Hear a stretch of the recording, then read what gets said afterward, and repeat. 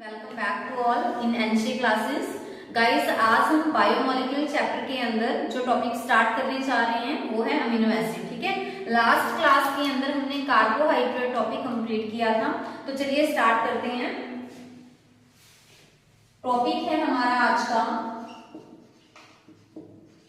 Amino acid. तो देखिए amino acid होता क्या है, कॉन्सेप्ट को समझिए। अमीनो एसिड देखो नाम ही बता रहा है कि इसके अंदर दो वर्ड्स मिलके बने हैं, अमीनो प्लस एसिड।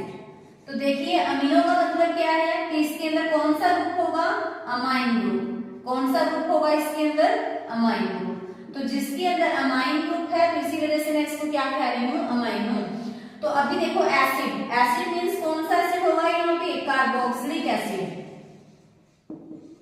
ठीक है, तो इट मीन्स कि जो अमीनो एसिड है वो दो वर्ड से मिलके बना है, अमीनो प्लस एसिड। तो अमीनो से गाइस आपको आइडिया लगना चाहिए कि यहाँ पे अमाइन ग्रुप है, और एसिड से आपको आइडिया लगना चाहिए कि यहाँ पे कौन सा ग्रुप है, कार्बोक्सिलिक ग्रुप। तो यानी कि हमें ये तो आइडिया हो गया कि जो अमीनो एसिड होंगे उनके अंदर amine group plus carboxylic group दोनों ही प्रेजेंट रहेंगे। तो ऐसे में हम कह सकते हैं कि अमीनो एसिड वो होते हैं जिसके अंदर NH2 group means amine group भी होगा, प्लस कार्बोक्सिलिक ग्रुप यानी कि COOH ग्रुप भी प्रेजेंट रहेगा। तो देखिए जो अमीनो एसिड है ना, और हम इनको क्या बोलते हैं, और हम इनको बोलते हैं these are derivatives of methane. Derivatives of methane, या फिर इनको और क्या बोलते हैं, सब्स्टिट्यूटेड मीथेन। तो कहने का मतलब है कि अगर मैं मीथेन की बात करूं तो मीथेन का तो हम स्ट्रक्चर ऐसे बनाएंगे ना, CH4, जिसके अंदर हम कार्बन के साथ दिखा देते हैं कि यहाँ पे 4 बॉन्ड अटैच हैं। ठीक है, कार्बन के 4 बॉन्ड हैं। ठीक है, 1 2 3 4, तो 4 यहाँ पे हाइड्रोजन अटैच रहेंगे with the help of covalent bond. ठीक है, तो अभी देखिए कि सब्स्टिट्यूटेड मीथेन का मतलब क्या है कि यानी कि जो मीथेन के अंदर हाइड्रोजन लगे हुए हैं ना कार्बन के साथ, उस हाइड्रोजन की जगह कहीं ना कहीं क्या आके लगेगा, अमाइन ग्रुप, और क्या लगेगा, कार्बोक्सिलिक ग्रुप। उसी वजह से हम इसको क्या कह देते हैं, अमीनो एसिड। तो हम क्या कहेंगे कि अगर मीथेन की H हटाकर उनकी जगह में कोई भी ग्रुप सब्स्टिट्यूट कर देती हूँ तो उसको हम बोलेंगे सब्स्टिट्यूटेड मीथेन। तो देखिए यहाँ पे जैसे ये कार्बन है, ठीक है, H की जगह में यहाँ पे क्या लगा दिया, COOH, और यहाँ पे इस H की जगह मैंने क्या लगा दिया, NH2 ग्रुप, और यहाँ पे एक H एज इट इज है और नीचे R। तो R क्या है हमारे पास, कुछ भी हो सकता है कार्बन की चेन में। ठीक है, तो अभी देखिए तो क्या ये मीथेन का सब्स्टिट्यूशन नहीं है, क्योंकि देखो मैंने सब्स्टिट्यूटेड प्रोडक्ट ही तो बनाया। इस H को हटा के COOH लगा दिया, इस H को हटा के मैंने यहाँ पे अमाइन ग्रुप लगा दिया, इस H की जगह मैंने यहाँ पे R ग्रुप लगा दिया। तो इट मीन्स ये क्या है, मीथेन का डेरिवेटिव है, क्योंकि ये मीथेन से ही बना है। ठीक है, तो देखिए तो ये क्या हो गया हमारे पास, किसका स्ट्रक्चर है गाइस, ये हमारे पास स्ट्रक्चर है किसका, अमीनो एसिड का, क्योंकि इसके अंदर हमारे पास ये वाला जो ग्रुप है, ये कौन सा ग्रुप है, एसिडिक ग्रुप। तो हम कह सकते हैं कि जो ये वाला पार्ट होगा गाइस वो क्या होगा, नेचर में एसिडिक होगा। ठीक है, और जो ये वाला है ये क्या है, अमाइन ग्रुप। सो ये नेचर के अंदर कैसा होगा, ये नेचर में होगा गाइस बेसिक इन नेचर। ठीक है, तो इट मीन्स हम कह सकते हैं कि जो अमीनो एसिड हैं उनके अंदर हमारे पास NH2 ग्रुप भी रहेगा, COOH ग्रुप भी रहेगा, और जो ये वाला H है ना, ये भी सभी अमीनो एसिड के अंदर प्रेजेंट रहेगा। ये तीनों साइड सेम रहेगा। तो फिर डिफरेंस किस चीज का है, तो डिफरेंस आएगा यहाँ पे किसका, R ग्रुप का। सभी अमीनो एसिड में ये तीनों क्या रहेंगे, सेम। तो डिफरेंस किस चीज का है, R का। तो R का डिफरेंस कैसे है वो हम देखते हैं। जो ये R ग्रुप है ना गाइस, ये क्या होगा, वेरिएबल होगा। इट मीन्स हम ये कहेंगे, वेरिएबल का मीन्स है कि वो फिक्स नहीं होता, वो कुछ भी हो सकता है। ठीक है, तो इसी R ग्रुप का खेल है कि जो एक अमीनो एसिड है वो दूसरे अमीनो एसिड से डिफरेंस शो करता है, क्योंकि बाकी तीनों तो क्या है, सेम है। तो इट मींस R की वजह से इनकी जो फिजिकल प्रॉपर्टीज, केमिकल प्रॉपर्टीज क्या होती हैं, डिफरेंट होती हैं। फिजिकल एंड केमिकल प्रॉपर्टीज में जो डिफरेंस शो होता है वो किसकी वजह से होगा, R ग्रुप की वजह से। ठीक है, तो आई थिंक आपको क्लियर हो गया होगा कि अमीनो एसिड है क्या। तो इसके अंदर मैंने आपको यही समझाने की कोशिश की है कि अमीनो एसिड जिसके अंदर अमाइन ग्रुप होगा, कार्बोक्सिलिक ग्रुप होगा, बना किससे है, ये मीथेन की सब्स्टिट्यूशन से। तो इसी वजह से हम इसको क्या कह रहे हैं, डेरिवेटिव्स ऑफ मीथेन या फिर सब्स्टिट्यूटेड मीथेन। तो बेसिक स्ट्रक्चर क्या हो गया है कि अमीनो एसिड का, कि इसके अंदर COOH भी है, NH2 ग्रुप भी है जिसको हमने अमाइन ग्रुप बोला, जो कि नेचर में बेसिक है, H भी प्रेजेंट होगा। तो जो ये R ग्रुप है वो हर एक अमीनो एसिड के अंदर हमें डिफरेंट देखने को मिलेगा। तो एक अमीनो एसिड दूसरे अमीनो एसिड से जो डिफरेंस शो करता है वो किसकी वजह से करता है, इस R ग्रुप की वजह से। तभी मैंने क्या बोला कि जो ये R ग्रुप है वो क्या है, वेरिएबल है। इसी की वजह से जो फिजिकल एंड केमिकल जो डिफरेंस देखने में मिलेगा हमें इनकी प्रॉपर्टीज के अंदर। अभी देखिए, जो ये कार्बोक्सिलिक ग्रुप है ना हमारे पास, ये वाला, ठीक है, तो इसको हम क्या काउंट करेंगे, फर्स्ट कार्बन। अगर हमें देखना हो तो इनमें से फर्स्ट कार्बन कौन सा काउंट होगा, ऑब्वियस सी बात है जिसपे COOH फंक्शनल ग्रुप है यानी कि कार्बोक्सिलिक ग्रुप है। तो इसके साथ वाला जो कार्बन है उसको हम क्या काउंट करते हैं, फिर अल्फा कार्बन। ठीक है, तो जो ये अमीनो एसिड है तो क्या मैं इसको अल्फा अमीनो एसिड कह सकती हूँ, बिल्कुल कह सकते हैं। क्यों, क्योंकि जो COOH फंक्शनल ग्रुप है उसके साथ वाला जो कार्बन होगा वो अल्फा कार्बन है, और उस अल्फा कार्बन के ऊपर क्या लगा हुआ है, NH2 ग्रुप। तो इसी वजह से हम क्या कहेंगे इसको, अल्फा अमीनो एसिड। तो आई थिंक आपको इतना क्लियर हो गया होगा। तो नेक्स्ट स्लाइड। अच्छा देखिए नेक्स्ट टॉपिक। तो अब तक हमने ये किया कि जो अमीनो एसिड है उसका जनरल स्ट्रक्चर क्या रहेगा, अमीनो एसिड का जनरल स्ट्रक्चर क्या होगा कि सेंटर में कार्बन, इधर क्या होगा, COOH ग्रुप जिसको हम ऐसे राइट करेंगे, और NH2 ग्रुप यानी कि अमीनो ग्रुप। ठीक है, और यहाँ पे देखिए इस तरफ क्या होगा, एक H लगा होगा, और नीचे की तरफ क्या लगा होगा, एक R लगा होगा। क्लियर है। तो अभी देखिए कि जो ये कार्बन है ना, ये वाला कार्बन, ये इस तरफ से तो NH2 ग्रुप से जुड़ा हुआ है, और इस तरफ से कार्बोक्सिलिक ग्रुप से, ऊपर की तरफ H है और इधर क्या है, R है। तो अगर ये चारों ग्रुप क्या हो जाएं, डिफरेंट हो जाएं, अगर ये 4 के 4 क्या हो जाएं, डिफरेंट ग्रुप।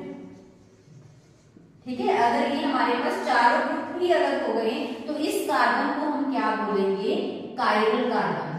क्या बोलेंगे इसको, कायरल कार्बन। तो कायरल कार्बन क्या होता है, एक ऐसा कार्बन जो चारों साइड से 4 डिफरेंट ग्रुप से अटैच हो, मींस 4 ही साइड है और हर साइड से एक डिफरेंट ग्रुप लगा हुआ हो। जैसा कि मैं अगर बोलूं यहाँ पे गाइस कि यहाँ पे मैंने अगर CH3 ले लिया तो क्या होगा, फिर यहाँ पे भी COOH, इधर NH2, इधर H और इधर CH3, चारों ग्रुप भी डिफरेंट हो गए। तो अगर एक कार्बन 4 डिफरेंट ग्रुप से अटैच होता है तो उसको हम क्या बोलते हैं, कायरल कार्बन।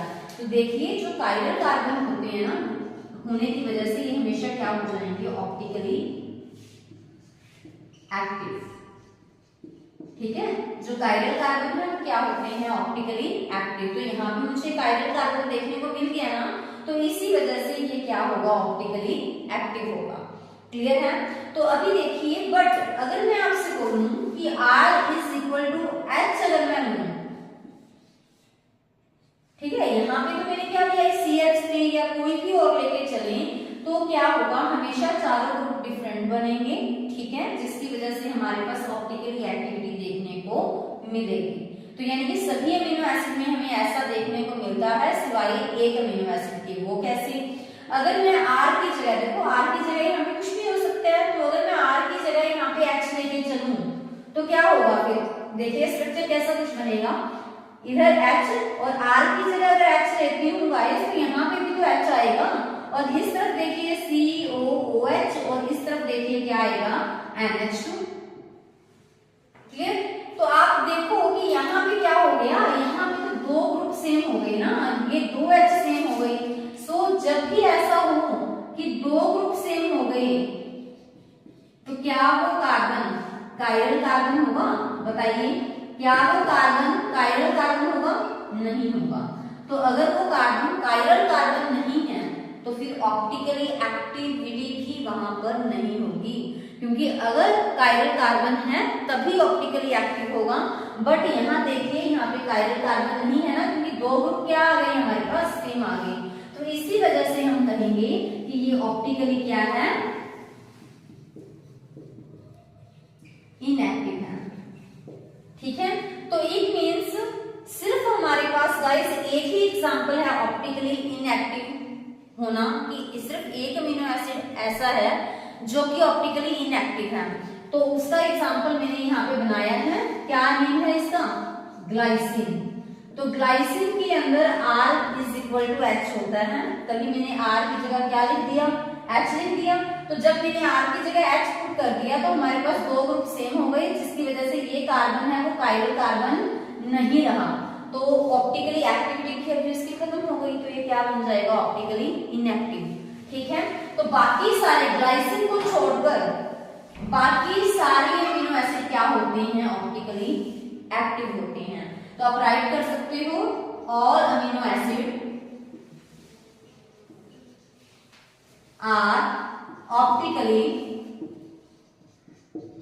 एक्टिव। ठीक है, एक्सेप्शन केस क्या आएगा? सिर्फ एक ही एक्सेप्शन केस है, दैट इज ग्लाइसिन। ठीक है, ग्लाइसिन ऑप्टिकली एक्टिव नहीं है, बाकी सारे अमीनो एसिड ऑप्टिकली एक्टिव हैं। एक चीज आप और नोट कीजिएगा, हम बोलते हैं हमेशा कि जो अमीनो एसिड हैं वो कंबाइन होते हैं और क्या बनाते हैं? प्रोटीन। देखो, जो बायोमोलिक्यूल्स की फर्स्ट क्लास थी ना, हमने तभी डिस्कस किया था कि जो बायोमोलिक्यूल्स होते हैं वो दो टाइप के हैं। ठीक है, कौन कौन से? Bio micromolecule and bio macromolecule. ठीक है, तो हमने वहां पढ़ा था ना कि जो अमीनो एसिड हैं वो बायो माइक्रोमोलिक्यूल हैं और जो प्रोटीन्स हैं वो क्या हैं? बायो मैक्रोमोलिक्यूल हैं। तो मैंने आपको वहां बताया था कि जो अमीनो एसिड हैं जब वो कंबाइन करते हैं ना, किस बॉन्ड की हेल्प से? पेप्टाइड बॉन्ड की हेल्प से, देन क्या बनेगा? प्रोटीन्स बनेंगे। ठीक है, हाँ जी, देखिए हमें पता है कि जो अमीनो एसिड हैं वो जुड़कर क्या बनाते हैं? प्रोटीन्स। ठीक है, तो अमीनो एसिड आपस में जुड़ेंगे तो प्रोटीन्स बनेगा। ठीक है, तो किस बॉन्ड की हेल्प से गाइस वो जुड़ते हैं? वो जुड़ते हैं पेप्टाइड बॉन्ड की हेल्प से। ठीक है, तो चलिए करते हैं।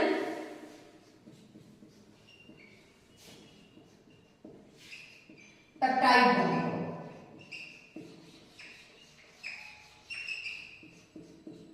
ठीक है, तो अभी देखिए पेप्टाइड बॉन्ड होता क्या है। हमें पता है कि अमीनो एसिड जब जुड़ेंगे, ठीक है, अमीनो एसिड को जब हम जोड़ते हैं तो क्या बनेगा? हमारे पास प्रोटीन्स बनते हैं। अमीनो एसिड के कंबाइन होने से क्या बनते हैं? प्रोटीन्स बनते हैं। तो अभी यही तो है ना कि वो कंबाइन कैसे होंगे? तो किसकी हेल्प से कंबाइन होंगे? वो कंबाइन होंगे पेप्टाइड बॉन्ड की हेल्प से। ठीक है, तो जब अमीनो एसिड क्या है यहाँ पे किसकी तरह वर्क करेगा? अमीनो एसिड गाइस काम करेगा यहाँ पे मोनोमर की तरह।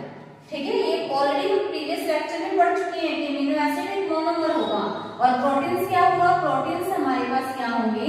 पॉलीमर होंगे। तो अभी देखिए किस टाइप का पॉलीमर है प्रोटीन? प्रोटीन पॉलीमर है हेट्रोपॉलीमर। किस टाइप का पॉलीमर है ये है हमारे पास हेट्रोपॉलीमर। ठीक है, तो ये है हेट्रोपॉलीमर। तो हेट्रोपॉलीमर क्या होगा? हेट्रो का मतलब है डिफरेंट, क्योंकि वो डिफरेंट टाइप के अमीनो एसिड से कॉम्बिनेशन से बनेगा, तभी हम प्रोटीन्स को क्या कह देते हैं? हेट्रोपॉलीमर बोलते हैं। ठीक है, और गाइस देखिए प्रोटीन्स हमेशा ही हेट्रोपॉलीमर रहेगा, क्योंकि इसके अंदर अलग अलग टाइप के अमीनो एसिड ही जुड़कर प्रोटीन्स बनाते हैं। तो क्वेश्चन अभी यहाँ पे ये भी ऐड हो जाता है कि कितने टाइप के अमीनो एसिड हैं जो कि जुड़ते हैं और प्रोटीन्स बनाते हैं। तो नोट कीजिए कि ओनली 20 टाइप्स के ही अमीनो एसिड ऐसे हैं जो कि कंबाइन होते हैं और क्या बनाएंगे? प्रोटीन्स बनाएंगे। हम बोलते हैं ना कि देखो अलग अलग टाइप के प्रोटीन्स होते हैं, तो तो प्रोटीन्स के अंदर कितने टाइप के अमीनो एसिड कंबाइन होंगे? 20 टाइप के अमीनो एसिड ही हैं, वही बार बार कंबाइन होकर अलग अलग सीक्वेंस में कंबाइन होकर क्या बनाते हैं? प्रोटीन्स बनाते हैं। ठीक है, बनेंगे किसकी हेल्प से? पेप्टाइड बॉन्ड की हेल्प से। तो चलिए अभी डिस्कस करते हैं कि पेप्टाइड बॉन्ड क्या होता है। ठीक, तो देखिए पेप्टाइड बॉन्ड बनेगा जब अमीनो एसिड को जोड़ेंगे। तो अमीनो एसिड में भी ये यहाँ पे जैसे कि H है, ये H है, ये क्या है? Carboxylic group. मैं यहाँ पे ले रही हूँ COOH और इस तरफ मैंने क्या ले लिया गाइस? NH2। ठीक है, अभी देखिए अगर मैंने यहाँ पे H ले लिया, वैसे यहाँ पे R आना था तो R इज इक्वल टू अगर मैंने H मान लिया, तो अगर यहाँ पे R की जगह मैंने H ले लिया तो ये कौन सा अमीनो एसिड हो जाएगा? ग्लाइसिन। कौन सा अमीनो एसिड हो जाएगा? ये ग्लाइसिन। ठीक है, और ग्लाइसिन नोट कीजिएगा, it is the simplest amino acid. Clear है? तो अगर मैंने इस तरह से अमीनो एसिड को कंबाइन करना है तभी हमारे पास जाकर क्या बनेंगे? प्रोटीन्स बनेंगे। और यहां अगर मैं ले लूंगा इस CH3, देन बताइए क्या वो ग्लाइसिन रहेगा? बिल्कुल नहीं। देन हम उसको ग्लाइसिन नहीं बोलेंगे, देन हम उसको बोलेंगे एलानिन। क्या बोलेंगे इसको? एलानिन। ठीक है, तो अभी ये क्या बन गया? Chiral carbon. तो हमने इसको क्या बोल दिया? Optical active. ठीक है, तो अभी दूसरा अमीनो एसिड बनाते हैं हम। इस तरह से H ले लिया और नीचे हम कोई भी R लेट कर सकते हैं। ठीक है, इधर क्या है? COOH और इधर क्या है हमारे पास? NH2, जिसको मैंने ऐसे लिख दिया। ठीक है, तो अभी देखिए होगा क्या? तो ये क्या है हमारे पास? देखिए this is a first amino acid, this is a second amino acid. तो इनको हम कंबाइन कर रहे हैं। ठीक है, तो क्या होगा? इसने अपना OH लॉस किया, इसने अपना H लॉस किया, तो क्या रिलीज हो गया? वाटर। यहाँ पे वाटर रिलीज होगा। ठीक है, तो वाटर रिलीज हो गया तो बनेगा क्या फाइनली स्ट्रक्चर हमारे पास? तो देखिए स्ट्रक्चर कुछ ऐसा बनेगा। यहाँ पे NH2 बना दिया, इधर क्या है? C, ऊपर क्या है? H, यहाँ क्या आ गया गाइस हमारे पास? CH3। ठीक है, इधर क्या है? CO। तो देखिए यहां से तो वाटर रिलीज हो गया ना, तो ये वाला NH भी इसके साथ कंबाइन हो जाएगा। ठीक है, आफ्टर दैट C, ऊपर H, नीचे क्या ऐड है वहां पे? R group. तो इधर देखिए COOH। ठीक है, तो अभी देखिए कि जैसे ही वाटर रिलीज हुआ तो यहाँ पे क्या बन गया? CONH। क्या है ये है गाइस हमारे पास पेप्टाइड बॉन्ड। क्या है ये हमारे पास? Peptide bond. तो देखो अभी यही बॉन्ड तो है जो इस वाले अमीनो एसिड को और इस अमीनो एसिड को आपस में जोड़ने में हेल्प कर रहा है। ठीक है, तो यहाँ पे मुझे ये बताइए कितने पेप्टाइड बॉन्ड बने? 1 पेप्टाइड बॉन्ड। कितने पेप्टाइड बॉन्ड बने? ओनली 1। ठीक है, अमीनो एसिड कितने जुड़े थे हमारे पास? यहाँ पे 2, एक ये वाला था, दूसरा ये वाला। ठीक है, फर्स्ट और सेकेंड। तो जब 2 अमीनो एसिड आपस में जुड़ते हैं तो जो बनेगा उसको हम क्या बोलते हैं?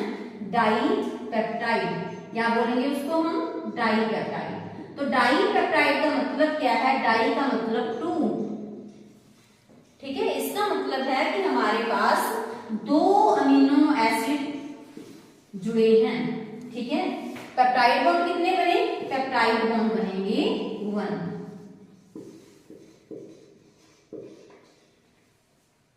ठीक है, तो डाईपेप्टाइड का मतलब आप ये मत सोच लेना कि 2 पेप्टाइड बॉन्ड बनेंगे। इसका मतलब है कि 2 अमीनो एसिड आपस में जुड़े हैं और कितने पेप्टाइड बॉन्ड बने हैं? 1। तो ये था हमारा किसके बारे में? पेप्टाइड बॉन्ड के बारे में। आई थिंक आपको क्लियर हो गया होगा कि पेप्टाइड बॉन्ड होता क्या है। तो एक चीज आप नोट कीजिए कि जब मैंने 2 अमीनो एसिड को आपस में कंबाइन किया तो एक तरफ N फ्री रह गया और दूसरी तरफ ये वाला कार्बोक्सिलिक ग्रुप का कार्बन भी फ्री है। ठीक है, तो इसी वजह से इसको मैंने क्या बोला? इसको हम बोलेंगे क्या? N terminal. क्या बोलेंगे इसको हम? N terminal. ठीक है, और इधर क्या है? ये कार्बोक्सिलिक ग्रुप फ्री है ना, तो इसको हम क्या बोलेंगे? C terminal. ठीक है, तो चलिए एक बार मैं आपको समझ कर देती हूँ कि क्या किया है हमने इस स्लाइड के अंदर। हमने पढ़ा कि जो अमीनो एसिड हैं वो जुड़ेंगे आपस में और क्या बनाएंगे, प्रोटीन्स बनाएंगे। ठीक है, तो अमीनो एसिड जुड़ते किसकी हेल्प से हैं, वो ऐड होते हैं पेप्टाइड बॉन्ड की हेल्प से। ठीक है, तो ऐड होकर क्या बनाएंगे, वो प्रोटीन बनाएंगे। क्या सेम टाइप के अमीनो एसिड आपस में कंबाइन होकर प्रोटीन बनाते हैं, बिल्कुल नहीं, डिफरेंट टाइप के अमीनो एसिड आपस में जुड़ेंगे और क्या बनाएंगे, प्रोटीन। तो इसी वजह से मैंने इसको क्या बोला, हेट्रोपॉलीमर, की प्रोटीन हेट्रोपॉलीमर है क्योंकि वो अलग अलग टाइप के अमीनो एसिड के जुड़ने से बनेगा। कितने टाइप के, 20 टाइप के अमीनो एसिड कंबाइन होंगे। क्लियर है। अभी एक चीज और नोट कीजिए कि जब पेप्टाइड बॉन्ड की वजह से अमीनो एसिड आपस में कंबाइन होते हैं तो पेप्टाइड बॉन्ड बनेगा कैसे, तो उसके लिए मैंने क्या किया, यहाँ पे 2 अमीनो एसिड लिए। ठीक है, उसको कंबाइन किया तो यहाँ से वाटर रिलीज हुआ। तो जब ये CO और NH, फिर अभी वाटर के रिलीज होने के बाद इनका आपस में बॉन्ड बनेगा, तो जो ये CO NH है ये क्या है, पेप्टाइड बॉन्ड है। तो यहाँ पर 2 अमीनो एसिड आपस में जुड़े हैं, तो इसी वजह से मैंने इसको क्या बोला, डाइपेप्टाइड। ठीक है, अगर 3 अमीनो एसिड कंबाइन होते तो मैं क्या बोलती, ट्राइपेप्टाइड। ठीक है, तो ट्राइपेप्टाइड के अंदर कितने पेप्टाइड बॉन्ड बनते, 2, और यहाँ कितने पेप्टाइड बॉन्ड बने हैं, 1। ठीक है, तो अभी देखिए कि इसका N एंड फ्री है, तो इसी वजह से मैंने इसको N टर्मिनल बोला, और इसका C एंड फ्री है, तो इसी वजह से मैंने इसको C टर्मिनल बोला। पहले अगर मैंने यहाँ पे H किया था तो वो किसका स्ट्रक्चर था, ग्लाइसिन का, और ग्लाइसिन है वो सबसे सिंपलेस्ट अमीनो एसिड है। और ग्लाइसिन के नेम एक और भी तो रिकॉर्ड है ना, जो हमने प्रीवियस स्लाइड में किया था कि ग्लाइसिन है ऑप्टिकली इनएक्टिव है। अदरवाइज सारे के सारे अमीनो एसिड क्या होते हैं, ऑप्टिकल एक्टिव होते हैं, क्योंकि उनके अंदर कायरल कार्बन प्रेजेंट होता है। ठीक है, तो चलिए नेक्स्ट स्लाइड में हम नेक्स्ट टॉपिक करेंगे। हाँ जी, देखिए अभी मैंने यहाँ पे एक जनरल अमीनो एसिड का स्ट्रक्चर ड्रॉ कर रखा है।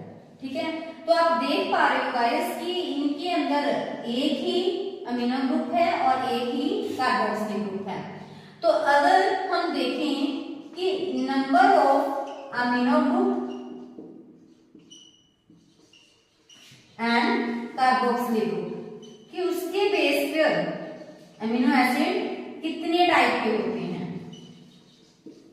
ठीक है, कि अमीनो ग्रुप और कार्बोक्सिलिक ग्रुप के नंबर के बेस पे जो अमीनो एसिड हैं वो कितने टाइप के होते हैं। तो हम बोलेंगे कि कितने टाइप के होते हैं, 3 टाइप्स के। कैसे, क्योंकि देखिए जनरली तो किसी भी अमीनो एसिड के अंदर क्या होगा, एक ही अमीनो ग्रुप होगा और एक ही कार्बोक्सिलिक ग्रुप होगा। अगर किसी अमीनो एसिड के अंदर एक ही अमीनो ग्रुप है और एक ही क्या है, कार्बोक्सिलिक ग्रुप है, तो वो किस टाइप का अमीनो एसिड होगा, वो होगा हमारे पास न्यूट्रल अमीनो एसिड। क्या बोलेंगे हम उसको, न्यूट्रल अमीनो एसिड। ठीक है, तो न्यूट्रल अमीनो एसिड कौन सा अमीनो एसिड होगा, जिसके अंदर एक ही अमीनो ग्रुप होगा और एक ही कार्बोक्सिलिक ग्रुप होगा। तो यानी कि हम कह सकते हैं कि number of amino group and number of carboxylic group के बेस पर हमारे पास 3 टाइप के अमीनो एसिड होते हैं। वो 3 टाइप कौन कौन से हैं, उनमें से फर्स्ट है हमारे पास न्यूट्रल अमीनो एसिड, जिसके अंदर एक ही अमीनो ग्रुप होगा और एक ही कार्बोक्सिलिक ग्रुप होगा। तो इसका एग्जांपल आप नोट कर सकते हो, दैट इज वेलाइन। ठीक है, नेक्स्ट है हमारे पास acidic amino acid. Acidic amino acid, तो जो अमीनो एसिड हैं वो एसिडिक भी हो सकते हैं। इसका मतलब क्या है, अमीनो एसिड एसिडिक होने का मतलब यानी कि जो अमीनो ग्रुप और कार्बोक्सिलिक ग्रुप अगर बराबर रहे तो बैलेंस है, तो देखा जाए फिर तो वो क्या होगा, न्यूट्रल होगा। बट अगर कार्बोक्सिलिक ग्रुप ज्यादा हो गए किसी भी अमीनो एसिड के अंदर, तो उसको हम क्या कहेंगे, एसिडिक अमीनो एसिड। तो फिर आपके माइंड में क्वेश्चन आ रहा होगा कि जो ये एक्स्ट्रा एसिडिक ग्रुप है वो आएंगे कहाँ पे। जनरली तो देखा जाए एक NH2 ग्रुप भी होगा और एक तरफ COOH ग्रुप भी होगा, एक तरफ H भी लगा होगा, 3 साइड से तो ऐसे ऑक्यूपाई हो गया। तो फिर जो एक्स्ट्रा COOH ग्रुप है वो कहाँ आएगा, तो गाइस वो कहाँ आएगा, वो R के अंदर आएगा, मींस साइड चेन में आएगा। ठीक है, तो इट मीन्स हम कह पाएंगे यहाँ पर कि अगर किसी भी अमीनो एसिड के अंदर कार्बोक्सिलिक ग्रुप ज्यादा है as compare to amino group, तो उसको हम क्या बोलेंगे, एसिडिक अमीनो एसिड। तो वो एक्स्ट्रा कार्बोक्सिलिक ग्रुप कहाँ आएंगे, वो आएंगे साइड चेन के अंदर। ठीक है, तो इनके एग्जांपल देखिए कि जो एसिडिक अमीनो एसिड है क्या क्या एग्जांपल है उनके, तो उनके एग्जांपल है हमारे पास aspartic amino acid, aspartic amino acid. तो अभी आपको डाउट होगा कैसा स्ट्रक्चर होगा इसका, तो चलिए बनाते हैं। तो देखो बेसिकली आपको इतना तो ड्रॉ कर ही लेना है, इस तरफ COOH और इस तरफ NH2, क्योंकि ये तो आपको पता ही है ना कि तीन साइड से तो ये क्या रहेगा, कॉमन ही रहेगा। तो अगर हम देखें चौथी साइड से, तो यहाँ पे जो R है साइड चेन है, वहां क्या आएगा, तो वहां आएगा CH2 COOH, तो ये यहाँ पे R ग्रुप होगा। ठीक है, तो देखिए अभी यहाँ पे NH2 ग्रुप है, ये वाला COOH ग्रुप है। ठीक है, अगर बराबर होते तो न्यूट्रल में रखते, बट साइड चेन में एक एक्स्ट्रा कार्बोक्सिलिक ग्रुप आ गया, जिसकी वजह से कार्बोक्सिलिक ग्रुप ज्यादा हो गए, तो मैंने उसको किसकी कैटेगरी में रखा, एसिडिक अमीनो एसिड की। क्लियर है। नेक्स्ट वन देखिए, इसी के अंदर इसी का एग्जांपल है हमारे पास ग्लूटामिक एसिड। तो ग्लूटामिक एसिड भी किस टाइप का अमीनो एसिड है, एसिडिक अमीनो एसिड। तो इसका स्ट्रक्चर देख सकते हैं आप, COOH, जैसा कि हम हर अमीनो एसिड के अंदर करते हैं, मैंने 3 ग्रुप सेम दिखा दिए। फिर इसका भी हमने इसको किसकी कैटेगरी में रखा, सॉरी एसिडिक अमीनो एसिड की। ठीक है, तो कैसे रखा, क्योंकि इसके अंदर भी कार्बोक्सिलिक ग्रुप एक्स्ट्रा है। तो देखिए इसका स्ट्रक्चर कैसा होगा फिर, तो इसके R ग्रुप के अंदर कुछ हमें ऐसा देखने को मिलेगा। ठीक है, तो ये क्या है, इसका R ग्रुप है। तो यहाँ पे भी एक्स्ट्रा कार्बोक्सिलिक ग्रुप हो गया ना, COOH एक्स्ट्रा कार्बोक्सिलिक ग्रुप आ गया, तो इसको भी हम क्या बोलेंगे फिर, एसिडिक अमीनो एसिड। तो it means neutral amino acid में एक अमीनो ग्रुप होगा और एक कार्बोक्सिलिक ग्रुप होगा। एसिडिक अमीनो एसिड के अंदर कार्बोक्सिलिक ग्रुप ज्यादा होंगे, तो हम उसको क्या बोल देते हैं, एसिडिक अमीनो एसिड। बट अगर हमारे पास अमीनो ग्रुप ज्यादा होंगे तो फिर उसको क्या बोलेंगे, उसको बोलेंगे हम बेसिक अमीनो एसिड। क्या बोलेंगे उसको हम, बेसिक अमीनो एसिड। तो बेसिक अमीनो एसिड क्या होते हैं, बेसिक अमीनो एसिड वो होते हैं जिनके अंदर अमीनो ग्रुप ज्यादा हो जाते हैं as compare to, amino group ज्यादा हो जाते हैं as compare to carboxylic group. ठीक है, तो अभी इसका एग्जांपल कोई, तो इसका एग्जांपल गाइस आप नॉट लीजिए लाइसिन। ठीक है, तो लाइसिन में अमीनो ग्रुप ज्यादा देखने को मिलते हैं as compare to the carboxylic group. तो स्ट्रक्चर ड्रॉ करते हैं हम इसका। ठीक है, ये सेम रहेंगे सभी अमीनो एसिड में 3 साइड। तो यहाँ R ग्रुप क्या होगा, R ग्रुप का ही तो चक्कर है, क्योंकि R ग्रुप ही सभी में डिफरेंट है, तो उसी की वजह से तो अमीनो एसिड है वो एक दूसरे से डिफरेंट होते जा रहे हैं। तो उस R ग्रुप में हमारे पास क्या आएगा, CH2 CH2 CH2 CH2 NH2। तो ये यहाँ पे क्या होगा, R ग्रुप होगा। तो यहाँ पे क्या प्रेजेंट है, एक्स्ट्रा NH2, जिसकी वजह से हमने इसको क्या बोला, लाइसिन को, कि वो बेसिक अमीनो एसिड है, क्योंकि उसके अंदर अमीनो ग्रुप क्या हो गए, एक्स्ट्रा हो गए। ठीक है, तो इसी का और एग्जांपल देखिए बेसिक अमीनो एसिड का। तो बेसिक अमीनो एसिड के अंदर हम एर्जिनिन का एग्जांपल भी ले सकते हैं।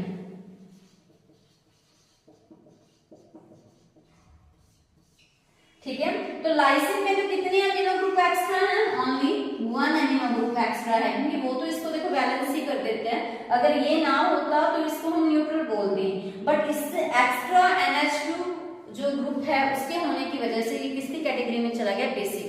तो इसके अंदर लाइसिन में कितने एक्स्ट्रा NH2 ग्रुप हैं, 1। तो यहाँ पे देखिए एर्जिनिन में कितने होंगे फिर एक्स्ट्रा, एर्जिनिन में होंगे हमारे पास 3 एक्स्ट्रा NH2 ग्रुप होंगे, जिसकी वजह से वो किसकी कैटेगरी में चला जाएगा, बेसिक अमीनो एसिड की कैटेगरी में। ठीक है, तो ऐसे ही मैं एक और एग्जांपल आपको इसका नोट करवाती हूँ। दूसरा दैट इज हिस्टिडीन, तो उसके अंदर कितने एक्स्ट्रा NH2 ग्रुप होंगे, 2 एक्स्ट्रा NH2 ग्रुप। ठीक है, तो देखिए इससे हमें ये पता चलता है कि NH2 ग्रुप तो इनके अंदर एक्स्ट्रा है ही ना, चाहे वो 1 है, चाहे 2 है, चाहे 3 है, लाइसिन में, एर्जिनिन में, हिस्टिडीन में। तो इसी वजह से हमने सबको किसकी कैटेगरी में रखा, बेसिक अमीनो एसिड की कैटेगरी में। ठीक है, तो चलिए फिर नेक्स्ट टॉपिक हम नेक्स्ट स्लाइड पे करेंगे। हाँ जी, देखते हैं ज्विट्राइन के बारे में। तो ज्विट्राइन बनता कैसे है, तो आप ये देखिए कि जो हमारे पास अल्फा अमीनो एसिड होते हैं वो क्या होते हैं, वो वाटर सोल्यूबल होते हैं। ठीक है, पानी में घुल जाते हैं वो।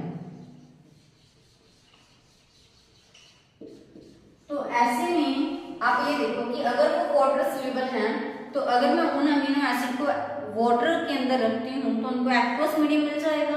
तो एक्वस मीडियम में चेंज क्या होता है वो हम देखने जा रहे हैं। तो देखिए ये हमारे पास अमीनो एसिड है जिसके अंदर H ग्रुप है, R ग्रुप है, कार्बोक्सिलिक ग्रुप है।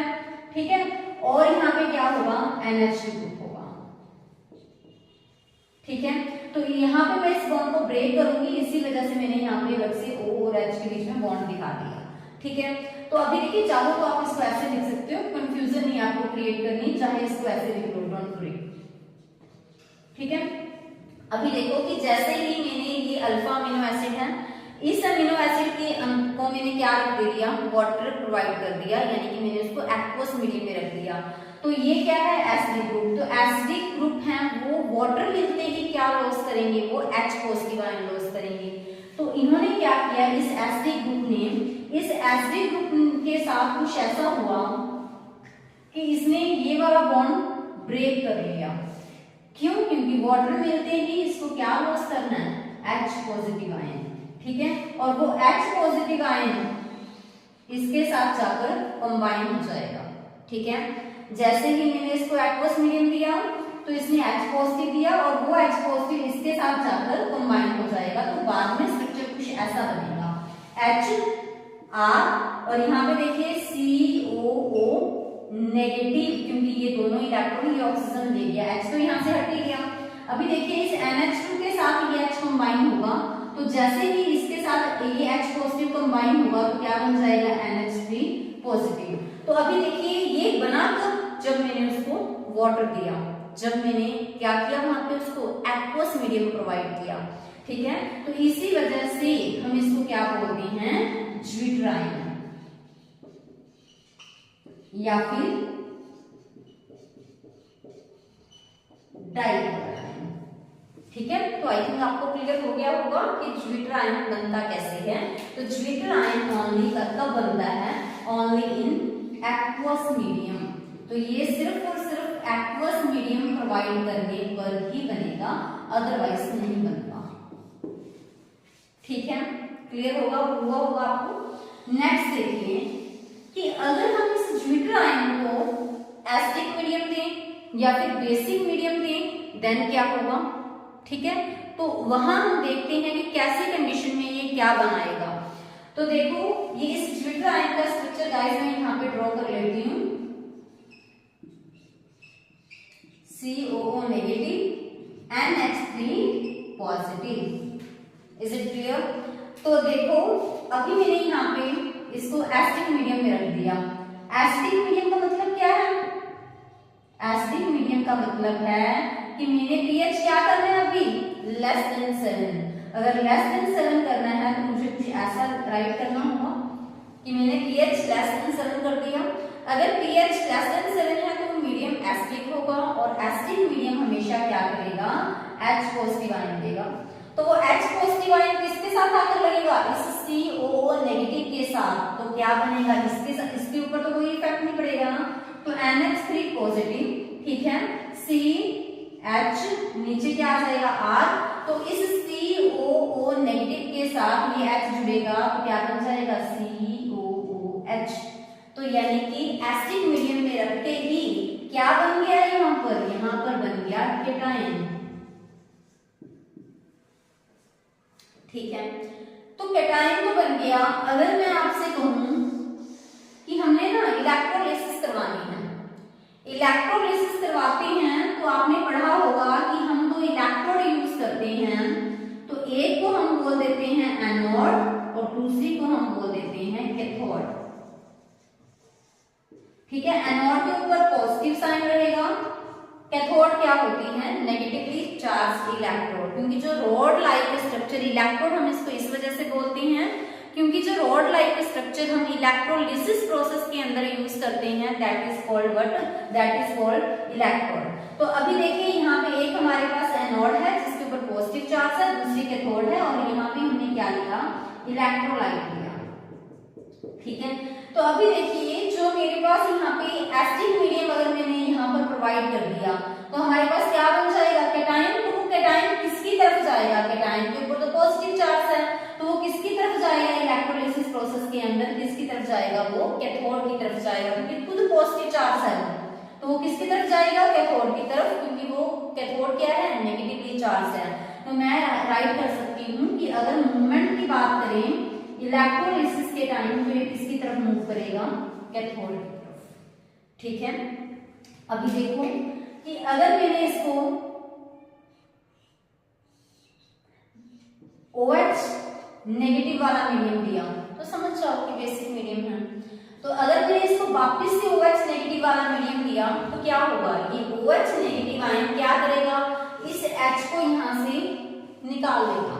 तो जब OH नेगेटिव और H को यहाँ से निकल जाएगा तो फिर यहाँ पे क्या चार्ज आएगा नेगेटिव, तो वापस से फिर क्या बन जाएगा हमारे पास ये ज्विटर आयन।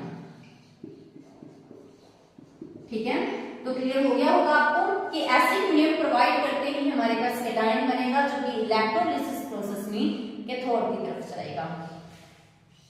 नेक्स्ट देखिए गाइस कि अगर मैं क्या करूं इसको OH नेगेटिव मीडियम प्रोवाइड करूं तो OH नेगेटिव मीडियम का मतलब क्या है, OH नेगेटिव प्रोवाइड करने का मतलब क्या है कि मैं उसको बेसिक मीडियम में रख रही हूँ।